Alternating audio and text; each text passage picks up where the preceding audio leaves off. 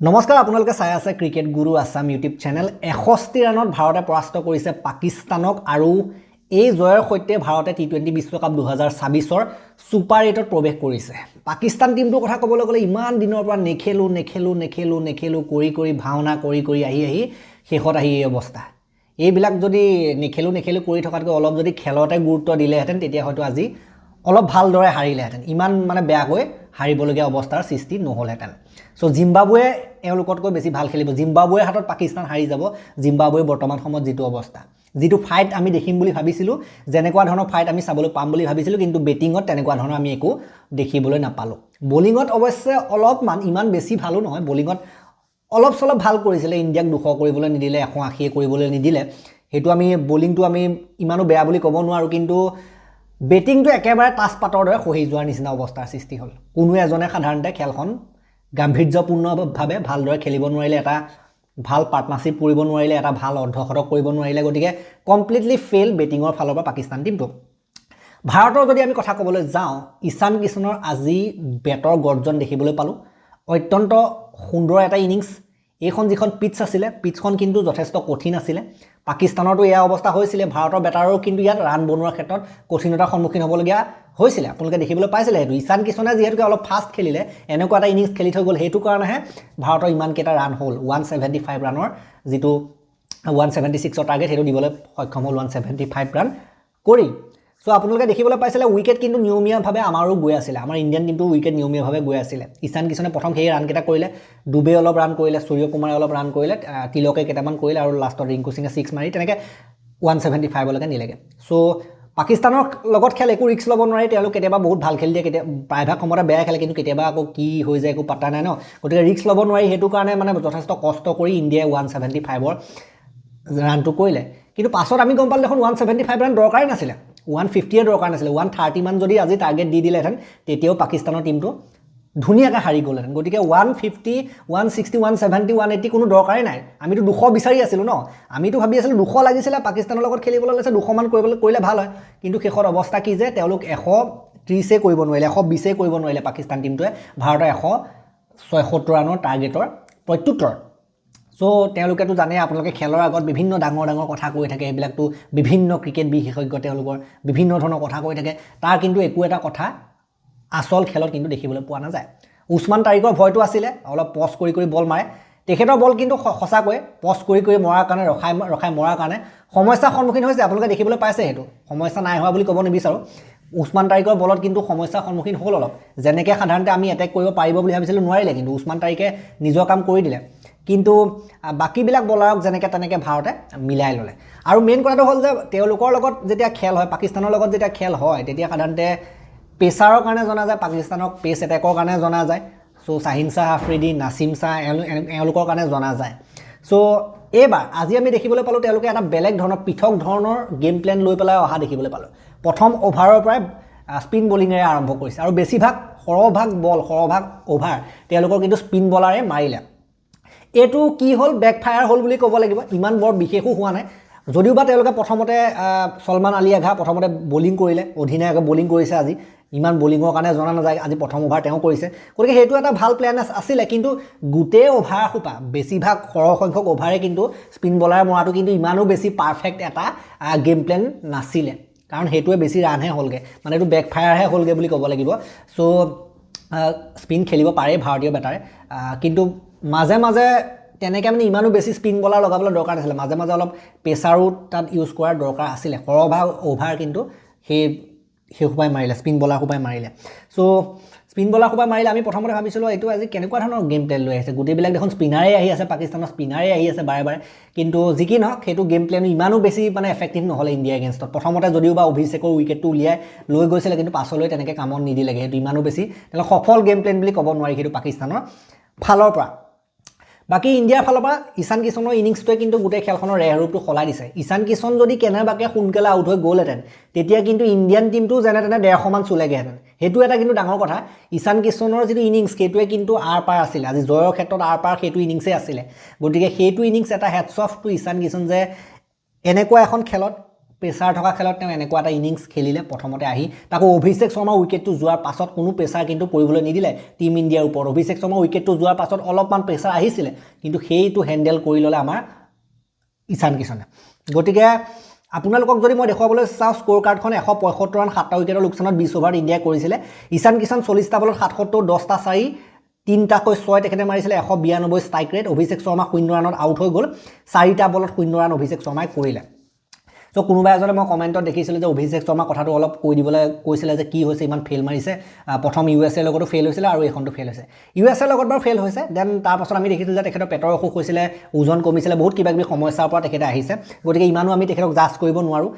কেইদিনমানৰ আগত ল'ৰাটো বেমাৰত ভুগি আহিছেহে গতিকে ৰিকভাৰী হৈ আছে তেখেতৰ গতিকে টাইম লাগিব আৰু মই ভাবোঁ যে তেখেতৰ ডাঙৰ ইনিংছ ওলাই আহিব যেনেকৈ তেখেতে সিৰিজবিলাকত খেলিছিলে এইটো টি20 বিশ্বকাপত আপোনালোকে তেখেতৰ তেনেকুৱা ভাল ইনিংছ ডাঙৰ ইনিংছ দেখিবলৈ পাব অৰ্ধশতকীয় ইনিংছো দেখিবলৈ পাব কিন্তু অলপ ৱেইট কৰিব লাগিব কাৰণ তেখেতৰ খেলটোৱে তেনেকুৱা তেখেতে কোনো ছেভ কৰিবলৈ নাহে তেখেতে কোনো ৰখাই মেলি ৰান ল'বলৈ নাহে তেখেতে সদায় ডাঙৰ হিটৰ ওপৰত বিশ্বাস ৰাখে তেনেকুৱা প্লেয়াৰে তেখেতক ফ্ৰী হেণ্ড দিয়া হয় টিমৰ ফালৰ পৰা টিম মেনেজমেণ্টৰ ফালৰ পৰা গৌতম গম্ভীৰৰ ফালৰ পৰা সেইটো তেখেতৰ ৰোলেই তেখেতৰ ভূমিকাই হৈছে সেইটো যে তেখেতে প্ৰথমৰ পৰা আহিয়ে এটেকিং কৰিব প্ৰথম অভাৰত 6 মাৰিবই 2টা 1টা বাউণ্ডাৰী মাৰিবই তেখেতে সেইটো তেনেধৰণে খেলে তেখেতৰ সেই খেলটো কিন্তু কোনো ইফাল সিফাল নহয়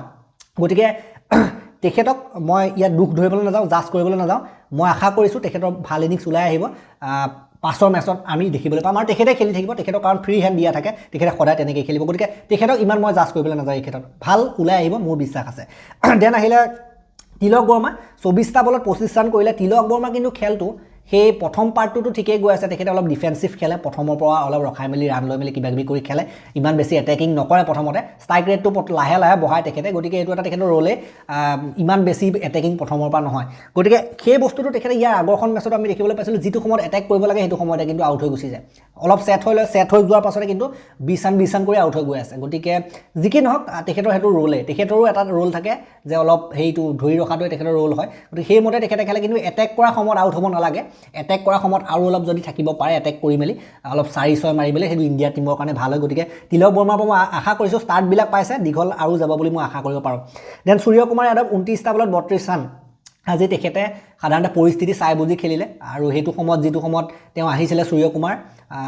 মানে অলপ দৰকাৰ আছিলে অলপ এটেকিং কৰা বিধৰ আছিলে কিন্তু পাকিস্তানৰ এটেকিং কৰা টাইমে আছিলে কিন্তু পাকিস্তানৰ বলাৰসকলে এইটো সময়ত ভাল বলিং কৰি আছিলে আৰু পিটছৰ পৰা হেল্প পাইছিলে যিহেতুকে ইমান সহজ নহয় বুলি মই কৈছোঁ পিটছৰ পৰা যথেষ্ট হেল্প পাইছিলে সেইটো কাৰণে মাজৰ অভাৰবিলাকত মিডিল অভাৰবিলাকত কিন্তু ৰান কৰাটো বহুত কঠিন হৈছিলে কিন্তু যি কি নহওক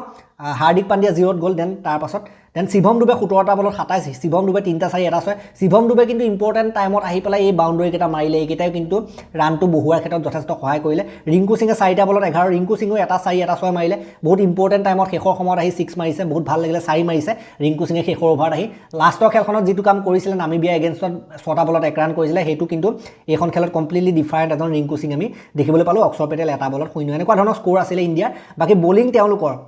সলমান আঘা 2 অভাৰ 10 ৰান দি তেওঁ এটা উইকেট ল'লে আৰু বলিং কৰিব লাগিছিলে 2 অভাৰ 10 ৰানহে দিছিলে কিন্তু এটা উইকেটো পাইছিলে আৰু বলিং নকৰিলে কৰিব লাগিছিলে 4 অভাৰ কৰিব লাগিছিলে এইটো মূৰ্খামি তেওঁলোকৰ then Shaheen Afridi 2 over 31 run একো কৰিব নোৱাৰিলে বিশেষ 2 অভাৰ 31 ৰান বেয়া পিটন দেন এটা উইকেটহে পালে চাহিম আয়ুব তেওঁক বিশেষকৈ বেটিঙৰ কাৰণে জনা যায় কিন্তু বলিং কৰিবলৈ ল'লে পাছৰ সময়ত আমি দেখিবলৈ পালোঁ 4 অভাৰ 25 ৰান দি তেখেতে 3টা উইকেট ল'লে শাহিম আয়ুব তেওঁলোকৰ বেষ্ট বলাৰ আছিলে আজি আব্ৰাৰ সাদাব খান আৰু মহম্মদ নৱাজ এটা উইকেট নাপালে তেওঁলোকে উছমান তাৰিকে 4 অভাৰ 24 ৰান দি এটাহে উইকেট পালে গতিকে উছমান তাৰিক আজি এটা উইকেট পালে তথাপিতো উছমান তাৰিকৰ বলিংটোত কিন্তু অকণমান আৰু উছমান তাৰিকৰ বলিংটো কিন্তু মানে উছমান তাৰিকক আজি ৰিক্স ল'ব বিচৰা নাই ভাৰতীয় বেটাৰসকলে আমি সেইটো দেখিবলৈ পালোঁ যে ইমান বৰ বেছি ৰিক্স ল'ব বিচৰা নাই সেইজনে যিহেতু ৰখাই মেলি খেলি থাকে গতিকে সেইজনৰ বল এটেক কৰিবলৈ গ'লে আকৌ মানে আউট হোৱাৰ বেছি চান্স থাকে গতিকে সেইজনক আজি উইকেট নিদিওঁ বুলি এটা প্লেনত হয়তো আছিলে ইণ্ডিয়ান টিমৰ সেইটো কাৰণে সেইজনক ইমান বেছি এটেক কৰিবলৈ নগ'লে ইণ্ডিয়াই বাকীবিলাকক এটেক কৰিবলৈ চালে উদাহৰণস্বৰূপে শাহিনক আজি 2 অভাৰ 31 মাৰি দিলে ন দেন আব্ৰাৰক 3 অভাৰ 38 মাৰি দিলে 1 অভাৰ 12কে মাৰিছে দেন আমি যদি ক'বলৈ যাওঁ বাকী আৰু সাদাব খানক 1 অভাৰ 17 মাৰি দিলে গতিকে সেইসকলক এটেক কৰিলে গতিকে কাক এটেক কৰিব লাগিব কাক এটেক কৰিব নালাগে এইবিলাক সাধাৰণতে গেম প্লেনৰ অন্তৰ্ভুক্ত আছিলে বাকী পাকিস্তানৰনো কি ক'ম ৰান চেছটো 18 অভাৰত অল উইকেট হৈ গ'ল 114 ৰানত তেওঁলোকৰ সাহিবজাদা ফাৰহান যাৰ নাম বহুত মানে আগৰ পৰা এটা মানে কথা আছিলে ইণ্ডিয়া এগেইনষ্টত ভাল খেলে বুলি কিন্তু আজি হাৰ্দিক পাণ্ডিয়া প্ৰথম অভাৰতে তেখেতক আউট কৰি দিলে আউট হৈ গ'ল হাৰ্দিক পাণ্ডিয়া বলত 4টা বলত 0 ৰানত আউট হৈ গ'ল মেইন যিটো বেটাৰ তেওঁলোকৰ যি এটেক কৰিবৰ কাৰণে জনা যায় সেইটোৱে 0 ৰানত গ'ল আৰু তাৰ পাছত আৰু কি চাইম আইব 6 সালমান আগা 4 বাবৰ 5 বাবৰে খেলা মানে আৰু ইণ্ডিয়াৰ এগেইনষ্টত খেলা নহয় বাবৰে ইণ্ডিয়াৰ লগতে খেলা নিচিনা মানে ইণ্ডিয়া 12 মেন ইণ্ডিয়া বাবৰ দেন উছমান খানে সৰ্বাধিক ৰান কৰিলে তেওঁলোকৰ 34টা বলত 44 দেন সাদাব খান 14 মহম্মদ নৱাজ 4 ফাহিম আশৰাফ 10 শাহিন আফ্ৰিদি 23 আবৰাৰ 0 আৰু উছমান তাৰিক 0 এনেকুৱা ধৰণৰ আমি দেখিবলৈ পালোঁ বিশেষ বেটিঙত তেওঁলোকৰ একো নাছিলে হাৰ্দিক পাণ্ডিয়া 16 ৰান দি 2টা উইকেট 3 অভাৰত 1 অভাৰ মেডেনো দিছে ৰান নিদিয়াকৈ 1 অভাৰ মাৰিছে আৰু 2টা উইকেট দেন জসপ্ৰীত বুমৰাহে 2 অভাৰত 17 ৰান দি 2টা তেওঁৰ বলিং ভাল অক্ষৰ পেটেলে 4 অভাৰত 29 ৰান দি 2টা অক্ষৰো ধুনীয়া বলিং বৰুণ চক্ৰৱৰ্তী 3 অভাৰত 17 ৰান দি 2টা কুলদীপ যাদৱ 3 অভাৰত 14 ৰান দি এটা তিলক বৰ্মা 2 অভাৰত 11 ৰান দি এটা then Rinku Singh 1 over 9 run দি উইকেট নাই এনেকুৱা ধৰণৰ আমি দেখিবলৈ পালোঁ 61 ৰানত ইণ্ডিয়াৰ জয় হৈছে আৰু পইণ্টছ টেবুলখন বৰ্তমান সময়ত যদি আপোনালোকে চাই ইণ্ডিয়াৰ নামৰ পাছত কিউ লাগি গৈছে মানে কোৱালিফাই হৈ গৈছে সুপাৰ 8 পৰ্যায়লৈ 6 পইণ্টেৰে সৈতে বাকী ইফালে কিন্তু পাকিস্তান আৰু USA 4-4 পইণ্ট হৈ আছে চাওক সমান হৈ আছে গ্ৰুপ এৰ ক্ষেত্ৰত গতিকে ইয়াৰ পৰা কিন্তু USAৰো কিন্তু চান্স নথকা নহয় কিন্তু পাকিস্তান তাৰ কাৰণে হাৰিব লাগিব সিফালে আপোনাৰ নামিবিয়াৰ এগেইনষ্টত হয়তো নামিবিয়াৰ এগেইনষ্টত হাৰিব লাগিব পাকিস্তান তেতিয়া USA যাব পাৰিব নতুবা পাকিস্তানেও ইয়াৰ পৰা কোৱালিফাই কৰাৰ চান্স এটা থাকিব ইণ্ডিয়াৰ নেদাৰলেণ্ডৰ লগত লাষ্ট খেল এখন আছে সেইখন বাৰু এওঁলোকৰ ক্ষেত্ৰত প্ৰভাৱ নপৰে ইণ্ডিয়াটো কোৱালিফাই হৈ গ'ল লাষ্টৰ যিখন খেল নামিবিয়াৰ লগত সেই নেদাৰলেণ্ডৰ লগত সেইখনত ইণ্ডিয়াই সাধাৰণতে বেঞ্চ ষ্টেঞ্চ যিসকলে খেলা নাই তেওঁলোকক ইউজ কৰি চাব পাৰে বাহিৰত বহি থকাসকলক বাকী USA আৰু পাকিস্তানৰ অলপ খেলি মেলি আছে পাকিস্তান যদি কেনেবাকৈ নামিবিয়াৰ লগত ইফালে সিফালে হৈ যায় তেতিয়া কিন্তু USA ইফালে গুচি যাবলৈও আছে গতিকে বৰ্তমান সময়ত দেখিবলৈ পাইছে USA কিন্তু 2 নম্বৰত আছে গতিকে